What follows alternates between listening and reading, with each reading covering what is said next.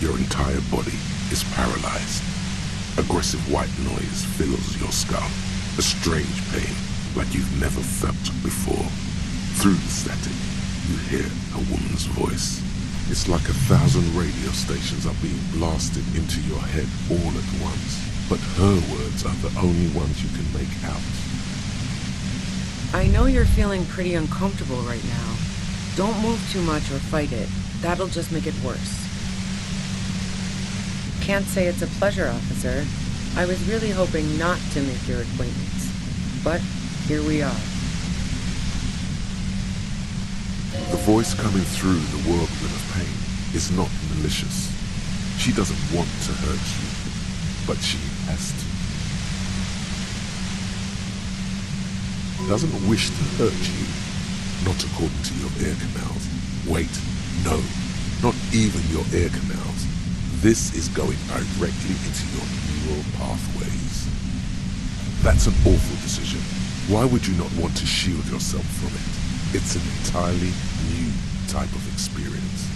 Way worse than all the previous ones. Don't focus on the pain. Focus on doing your job.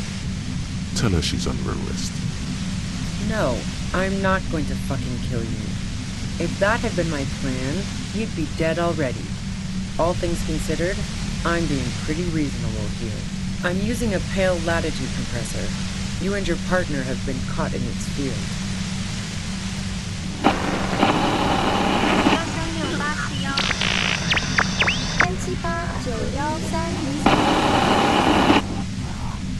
A pale latitude compressor is used to sort of make the pale more manageable. With a lot of these, you can force a radio signal grid on the pale, literally crunch the distance across it. Signals are relayed across a series of repeater stations fixed to buoys. Not a fun job manning those stations. All alone out there in the pale, people lose their minds in just a few years.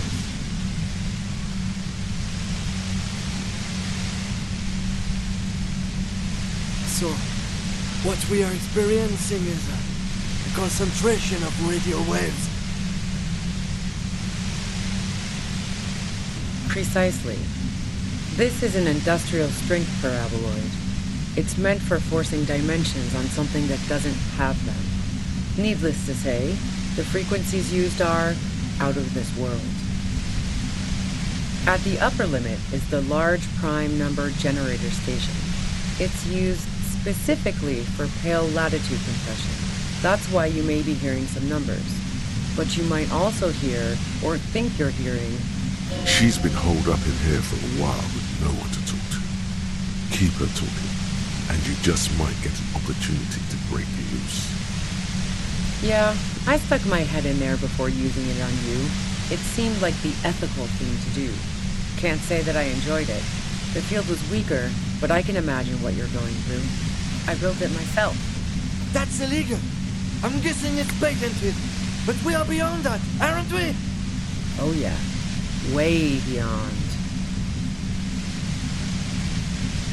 Yeah, let's not talk about that shit.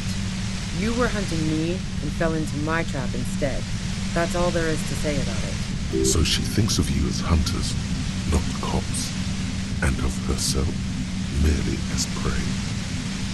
If you've got something really important to say, you can do it through the white noise.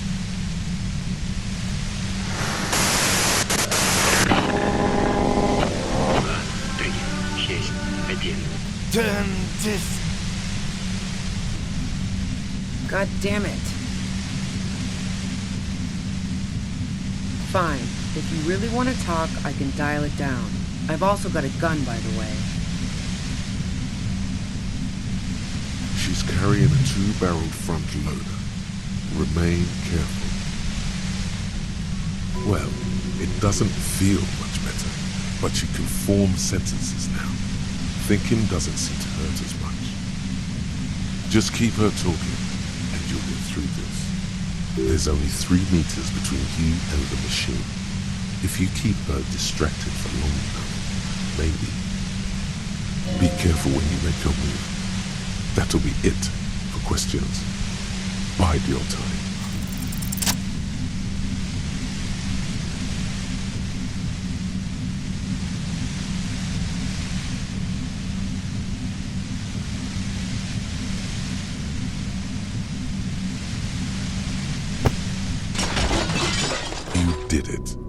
compressor lies broken on its side. It's quiet in your head again. It still hurts like hell, but... All good, officer. Be careful. She looks at the machine, assessing the damage. Her hand trembles. Oh, fuck it. She's truly desperate. She thinks she has no other options. You need to give her options. You know.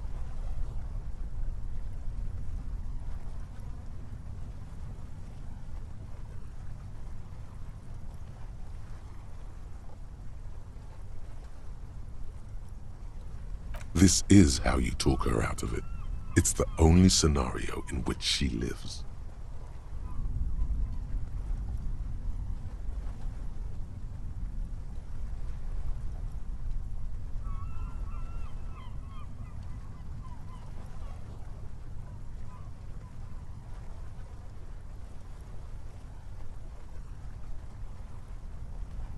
She stares at you, frozen, the gun still in her mouth, eyes filled with dark intensity. Then something shifts in her. Gratitude, doubt. She's still ready to go. Her neck and shoulders relax, and her grip on the gun loosens.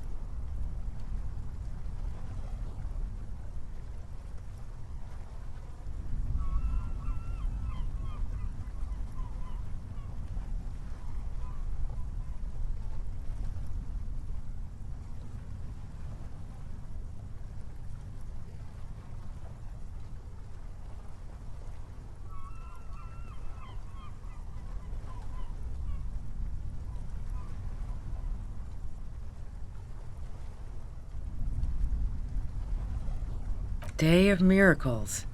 I'll take it.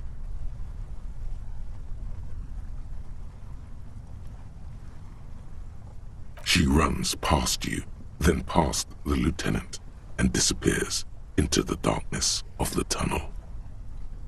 Good call.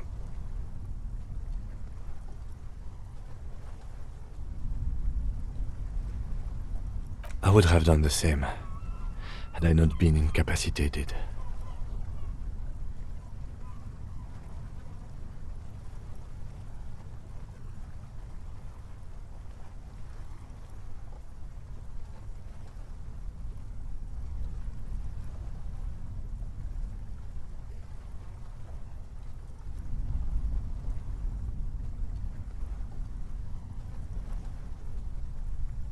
Her tent.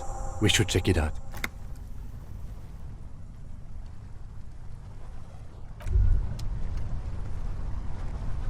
Why does art inspire you so much?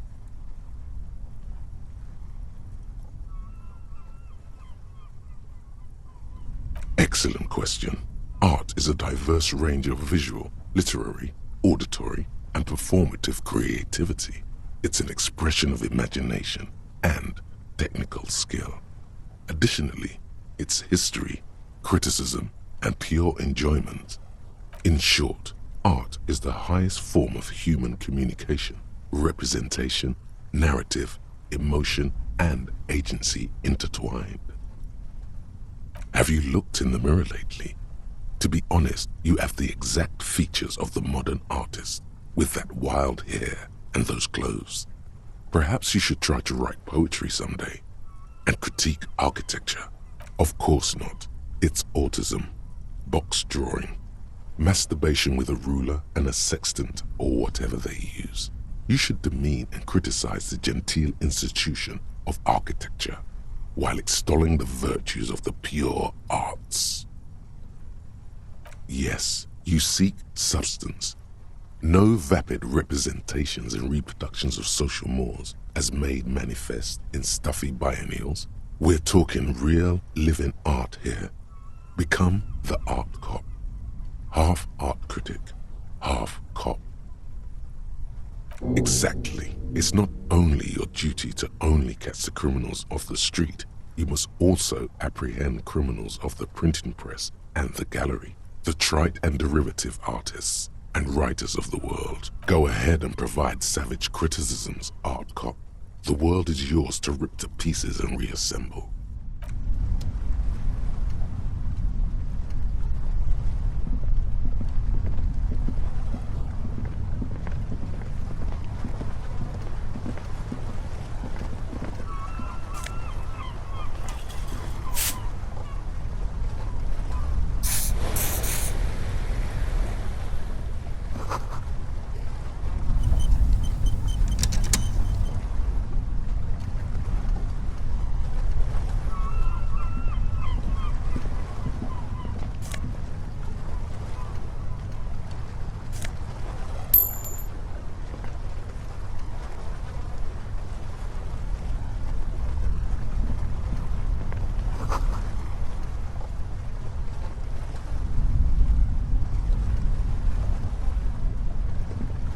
The plain red tent stands by dispassionately,